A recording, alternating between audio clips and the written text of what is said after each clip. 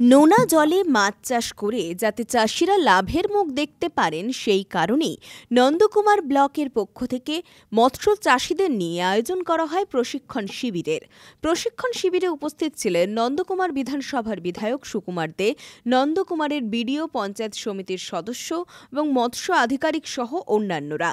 এলাকার প্রায় ৬০ জন চাষি এই শিবিরে অংশ নেন। ৩ দিন ধরে চলে প্রশিক্ষণ শিবির। আজকে ব্লকের প্রোগ্রাম আজ থেকে শুরু হলো 3 দিনের ব্লক লেভেল নোনা জলের মাছ চাষের প্রশিক্ষণ।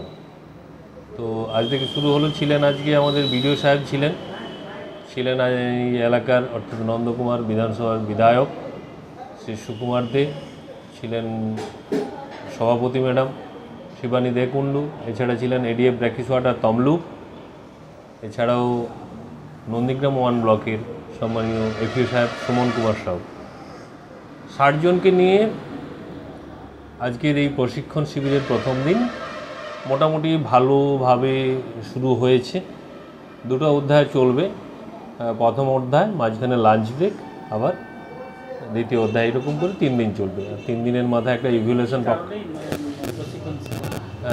কী কারণে, অর্থাৎ দিনে দিনে মৎস্য চাষের বিজ্ঞানও উন্নত হচ্ছে। বিভিন্ন ধরনের আরও বেশি উৎপাদন কিভাবে করা যায়, ব্র্যাকিস ওয়াটারে চিংড়ি চাষের যে বিভিন্ন রকম তার খাবার কতটা দিলে কত কম খরচে ভালো উৎপাদন করা যায়, সেই বিষয়ে তার প্রোডাকশানের গুণগত মান কী করে বজায় রাখা যায়, এই নিয়ে 3 দিনের ট্রেনিং, যাতে চাষিরা উপকৃত হয় এবং ভালোভাবে তাদের এটাকে কালচার প্র্যাকটিসে কাজে লাগায়।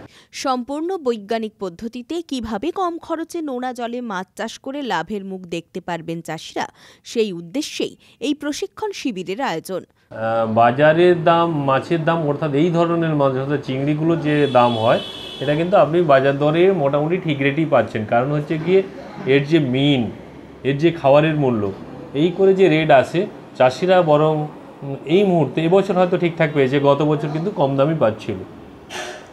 তো আরও যদি ভালো করে কম খরচে, আমরা তো বলি যে খাবারের গুণগত মান ঠিক রেখে কী পরিমাণ, চাষিরা ভাবে যে আমরা যদি এক্সেসিভ খাবার দিই মনে হয় মাছ বেড়ে যাবে। ওই খাবারের পরিমাণ যদি খরচটা কমিয়ে ফেলা যায়, তাহলে কিন্তু আমরা আরও সস্তাতে আমরা বাজারে এই নোনা জলের বিভিন্ন ফিনফিশ, ক্র্যাব, কাঁকড়া এইসব পেতে পারি।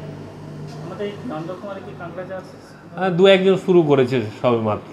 আস্তে আস্তে করে তাদেরকে আরও মানে করে উৎসাহ দিয়ে আমরা যাতে আরও বেশি সংখ্যক মানুষকে এই কাঁকড়া চাষের মধ্যে নিয়ে আসতে পারি, তার জন্য আমরা সদা সচেষ্ট। পুলক বেরার রিপোর্ট, খবর BCBS।